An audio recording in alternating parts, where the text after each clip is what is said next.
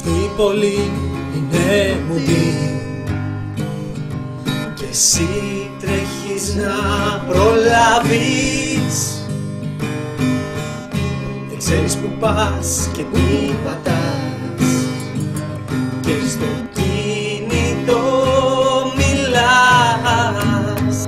Μα κάθε φορά που κλωτσάς ένα περιστέρι, κάθε φορά δάκρυ κυλά, πεθαίνει ένα αστέρι. Κάθε φορά πεθαίνει ένα αστέρι, σου λέω.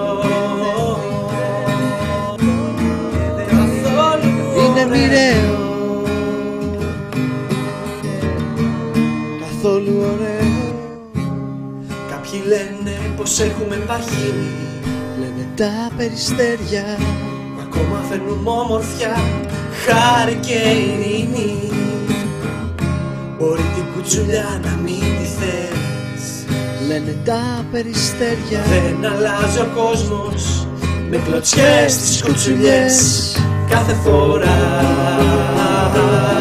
που κλωτσάς ένα περιστέρι, κάθε φορά δάκρυ κυλά, πεθαίνει ένα αστέρι. Κάθε φορά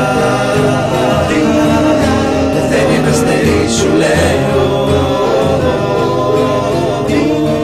Δεν είναι καθόλου ωραίο.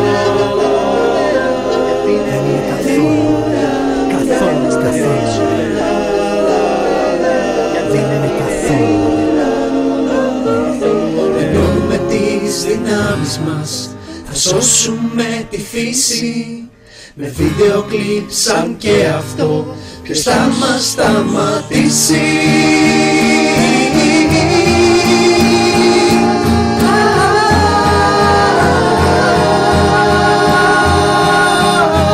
Κάθε φορά που κλωτσάς ένα περιστέρι, κάθε φορά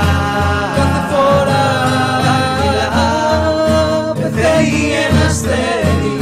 Κάποιοι τα λένε ποντίκια με φτερά, όμως είναι περιστέρια. Κάθε φορά απλά είναι περιστέρια.